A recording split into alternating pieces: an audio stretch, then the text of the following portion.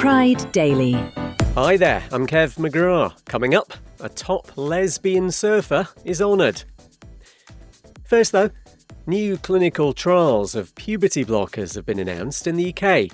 Follows last year's ban after the much criticised CAS review found a lack of evidence over the medication's safety. Researchers at King's College London will study more than 200 transgender under 16-year-olds to see the impact of the drugs on their physical, social and emotional well-being. 46-year-old Jeff transitioned in his 30s and wishes he could have had puberty blockers. The picture of my first day at school, I've got a little gingham dress on and a Star Wars lunchbox that I chose. From that point onwards, I always presented as masculine. I then had to go through that female puberty and it ruined my life. I mourn for the 30 years that I've lost. Thanks to LBC, results from the trials are expected in around 4 years. Pride Daily. Next, a vigil's been held for a gay man left in a coma after what's being treated as a hate crime attack in America. Alvin Prasad's got brain damage after being punched on the forehead 3 weeks ago in the LGBTQ+ district of Sacramento. The 57-year-old then hit his head on the ground. His daughter Andrea was with him at the time. I just don't understand why this could happen, why someone would think it's okay to do such a thing. I do hope for recovery, but I also have to be honest with myself. It doesn't look good. Thanks to ABC 10. Police have charged a 24-year-old man over the attack. A GoFundMe's raised more than $8,500 for Alvin's medical bills. There's a link in our show notes. Pride Daily. And top lesbian surfer Pauline Mensah has been honoured with a life-size bronze statue on Australia's Bondi Beach. She won the World Championship in 1993 and spent 20 years competing, despite suffering from severe rheumatoid arthritis. The 55-year-old battled a lot of homophobia and sexism, and sponsors gave her a swerve because she didn't have the right image for them. No time to tell you that. The Dominican Republic's decriminalised same-sex relationships in the police and armed forces. And Sweden's first official drag queen calendar has been released, with some profits going to queer advocacy organisation, the Rainbow Foundation. Pride Daily. Hi there, I'm Kev McGraw. Coming up, the proud homophobe who's now in prison. First though, a queer fashion influencer in India says he's been attacked for the second time in 6 months. Param Singh had just finished filming for his socials in New Delhi when he was recognised by a group of men who followed him. They found a chance to attack me from the back. They covered my face with a cloth and dragged me down to the floor. Started hitting me on my face, my nose, my body all over. I could hear them saying that what a disgrace I am to Sikhism, calling me all the cuss words that they could. The content creator believes he was unconscious for several minutes. This follows an incident back in May when Param's studio in Delhi was targeted. Vandals left it completely trashed with homophobic insults written on the walls. Pride Daily. Next, a man's become the first person convicted of anti-transgender hate speech in New South Wales in Australia. Thomas Fordham posted comments under LGBTQ+ YouTube videos, including "We should have a genocide and kill all trans people." The 27-year-old has been sentenced to a 12-month community correction order. He's only avoided prison because he's got a number of mental health issues. Pride Daily.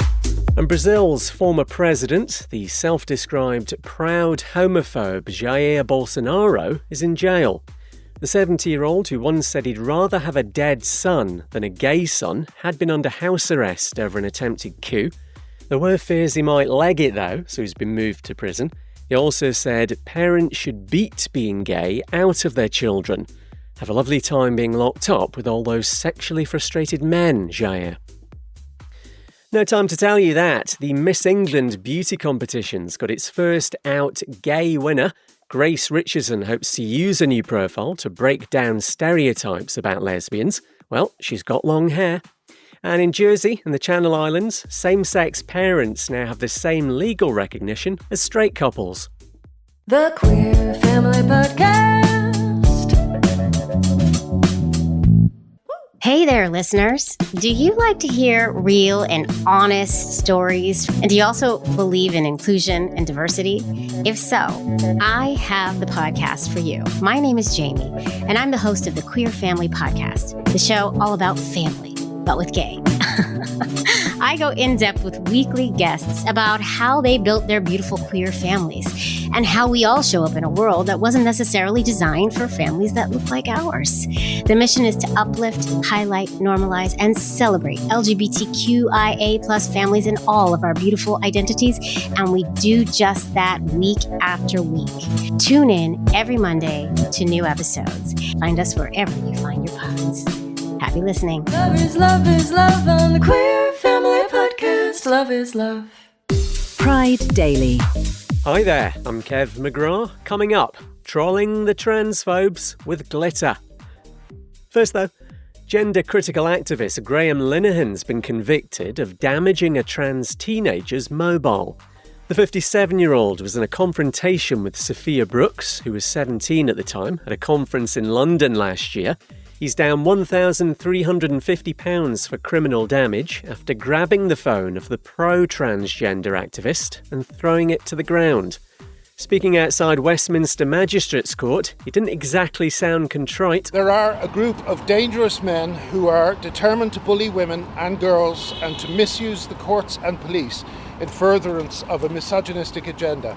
I'm proud to have stood up to them, and I will continue to do so. The former comedy writer's been cleared of harassing Sophia, though. That's despite numerous social media posts he wrote about her, deemed by the judge to be unattractive, deeply unpleasant and unnecessary. Pride Daily. Next, same-sex marriage has to be recognised across the European Union, and that's an order. Comes off the back of Poland's refusal to register a gay union between two of its citizens that took place in Germany. Poland doesn't have same-sex marriage, but the EU's top court now says that's irrelevant. If it's happened in a member state, all 27 of them must recognise it. Pride Daily. And a US political hopeful's found a fun way to troll the transphobes with glitter. Reed Showalter, who's running for Congress, has received a survey in the post from the hateful Illinois Family Institute. They were sussing out whether he's on the anti-trans bus, and then they'll either endorse him or campaign against him. Sadly for them, the 32-year-old Democrat's an ally, and he's filled the organisation's response envelope with a ton of glitter to put a bit of sparkle in their lives. No time to tell you that. Coming up from a week on Monday, that's December the 8th, we start a new 6-part A to Z of LGBTQ+. And you can hear our previous two by scrolling back to episodes from Christmas 2023 and early February this year. Pride Daily. Hi there, I'm Kev McGrath. Coming up, a massive same-sex marriage mural is no more.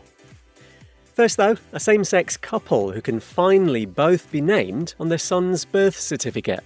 Only Sarah Hopley was recorded as the mum of 2-year-old Cody, because the law in Jersey and the Channel Islands would only recognise whoever gave birth. That's just changed though, so now Jen Hopley, who provided the egg for their fertility treatment, is named as well. He'll be able to see on his birth certificate both our names. It's really nice, it's not a blank anymore. You know, there will be things that we have to explain and answer, and to be able to just have the document that shows parent 1 and parent 2 or whatever, we're both on there, just will be able to cement what we're saying to him. Thanks to ITV News. Same-sex parents and couples using surrogacy now get full legal parental rights in Jersey. Pride Daily.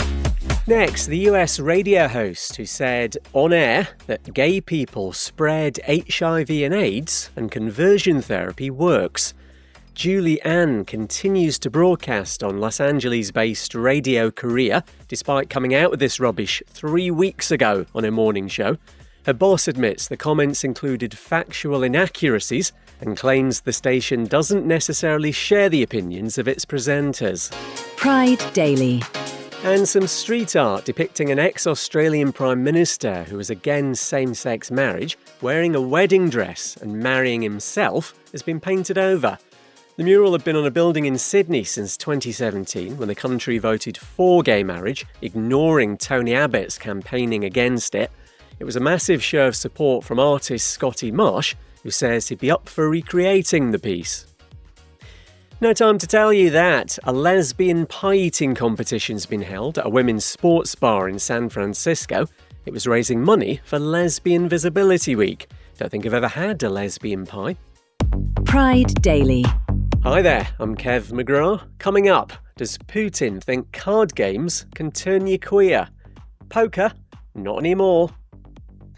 First though, claims a man's tried to hit an LGBTQ+ running club with his car.